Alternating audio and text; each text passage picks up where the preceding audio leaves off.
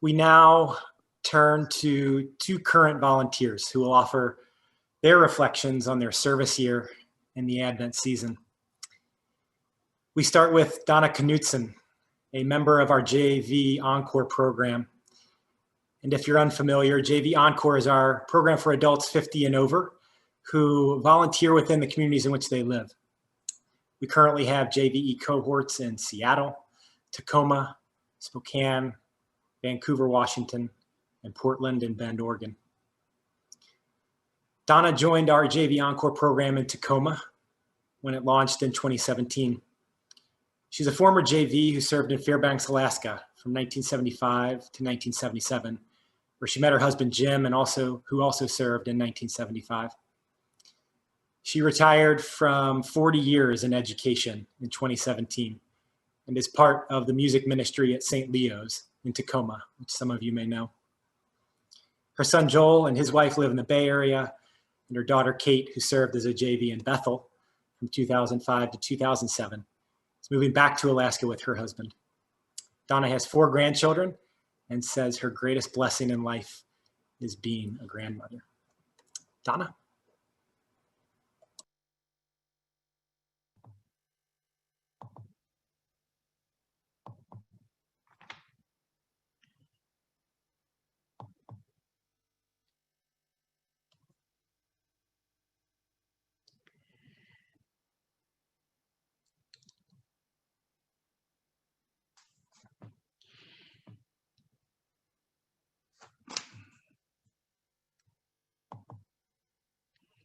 Advent 2020.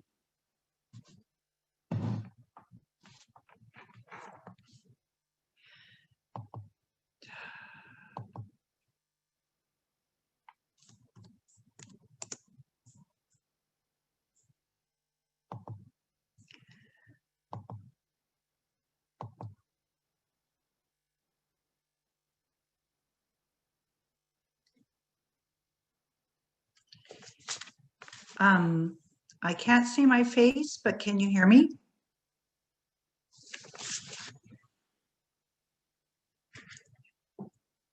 All right. I guess I didn't need to put on that lipstick after all. We wait and we prepare. We wait to see our families. My Thanksgiving was small this year, and I missed the chaos. How about you? We wait for the kids to go back to school. I watched my grandson's band concert on Zoom, and his square was very teeny. Our life is smaller for all of us. We wait for restaurants to open. Man, I want to meet for beer and a burger at the Harmon. Or when's the last time you met your friends for a latte? We wait for a vaccine. We wait for a vaccine. We wait for normal, and maybe we don't even remember what it was. In Advent, we wait for the arrival of the infant Jesus and hope for the renewal he brings to our lives. As I prayed over the Isaiah reading and I reflected on Advent, it brought to mind my journey with JVC Northwest. I, like many of you, ruined for life. Isaiah says, the Spirit of the Lord God was upon me, and oh, it was.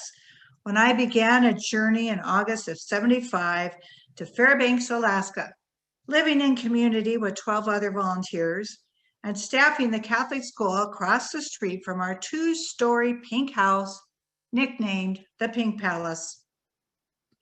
It was there that I experienced 50 degrees below zero, played pinochle with the bishop, sang Gordon Lightfoot, John Denver, Cat Stevens, and prayed Mass in our living room.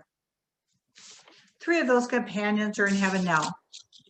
Jim, my husband, and Joy Mock passed in 2011, and Schatz, Sharon Pardini, left us a year ago.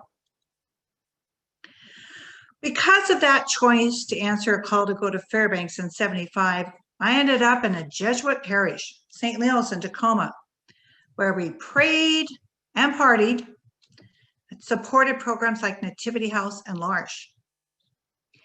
Jim and I sent our kids to Bellarmine High School, and my daughter found the Jesuits in Mobile, Alabama at Spring Hill College, as well as in her JVC stint in Bethel.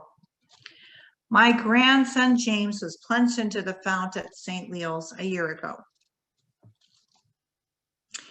In 2017, again from Isaiah, God has sent me to bring good news to those who are poor, to announce a year of favor from the Lord.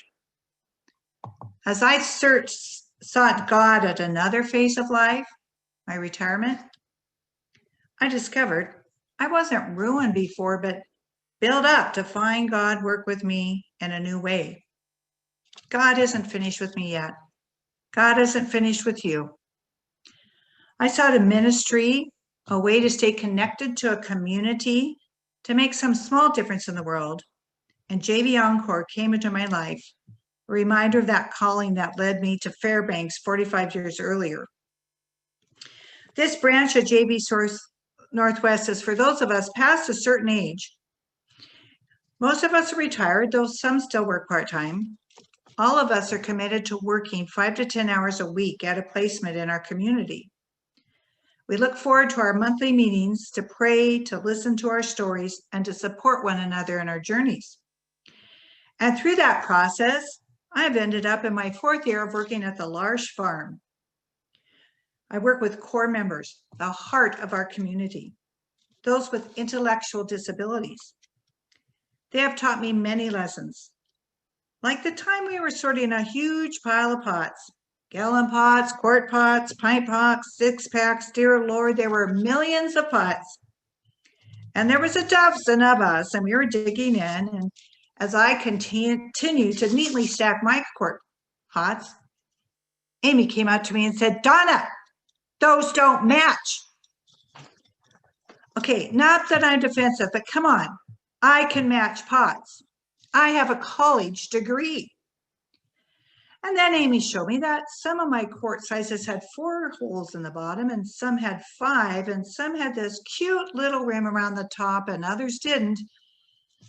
I redid my stacks.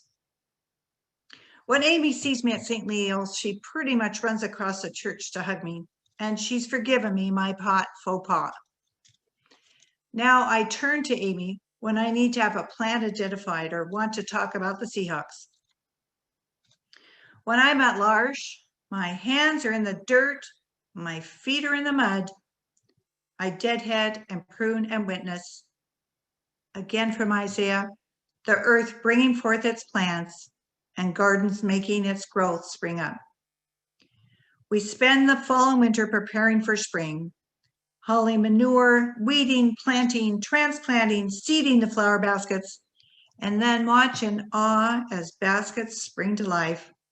Plants produce food. We plant, we harvest, we sell, we eat, we enjoy. Then we weed, uproot, and put the gardens to bed and wait for the cycle to start again. We work, we listen, and we wait. Advent reminds me of this cycle, the gardens dying and reblooming, and in my life, and all of our lives, so many goodbyes, so many letting goes, waiting for the next call, the next connection, but experiencing that glorious rebirth of spring, after the pain, after the growth. And yes, the rebirth of life after COVID, pining for a new normal as we continue to grow in God's kingdom. Meanwhile, we wait and we prepare. Thank you.